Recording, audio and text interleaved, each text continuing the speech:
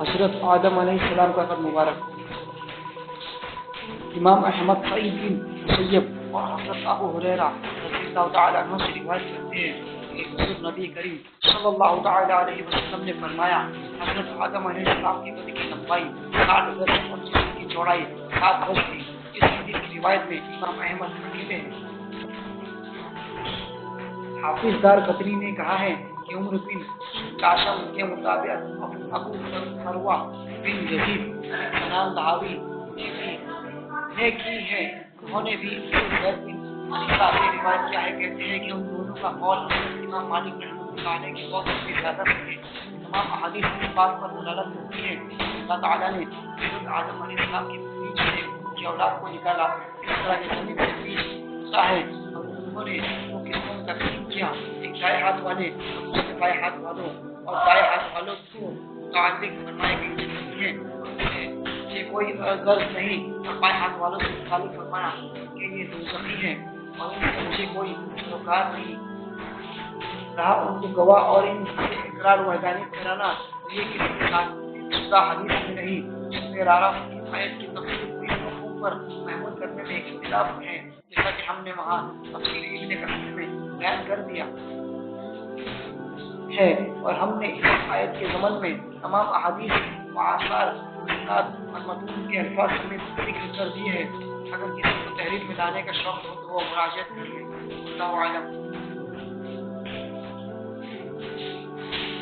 حضور نبی کریم صلی اللہ علیہ وسلم نے فرمایا، اللہ تعالیٰ نے اولاد آدم سے نعمان پر حصہ کے دن مساق لیا۔ تمام بنی آدم کو ان کی پشت سے نکالا اور اپنے سامنے بکھیر دیا۔ اس طرح کے بیج ہوتا ہے۔ ان کی گفتگو فرمائی اور پوچھا، اس کا ترجمہ ہے، کیا میں تمہارا رب نہیں ہوں؟ سب نے کہا، بے شک بھی ہمارا رب ہے۔ ہم نے گواہی کی کہ کہیں تم یہ نہ کہو روز حشر ہم تمہیں خبر تھے، یا یہ نہ کہو کہ شرک کو ہمارے باپ دادا نے کیا تھا، ہم سے پہلے اور ہم تو تھے ان کے اولاد ان کے بعد، تو کیا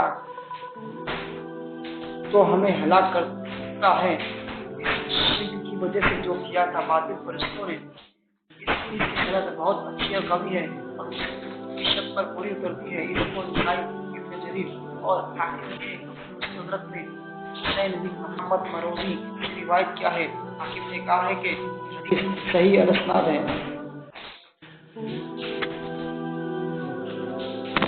امام احمد حضرت مالک رضی اللہ عنہ سے روایت کرتے ہیں کہ نبی کریم صلی اللہ تعالیٰ علیہ وسلم نے فرمایا، قیامت کے روز ایک شخص کو کہا جائے گا کہ اگر دنیا کی کوئی چیز میرے پاس کیا اسے ہدیہ میں دے دیتا؟ نبی کریم صلی اللہ تعالیٰ علیہ وسلم نے فرمایا، وہ کہے گا ہاں، اس پر اللہ تعالیٰ فرمائے گا، اے بندے، میں نے کم کا ارادہ کیا تھا، تجھے آدم علیہ السلام کی پشت سے نکال کر یہ کہہ دیا تھا کہ میری ساتھ کوئی شریک نہ کرنا، اگر تم نے میرا حکم نہ مانا اور شرک ہو گیا۔ شعبہ کے حوالے سے کے ساتھ روایت کیا ہے۔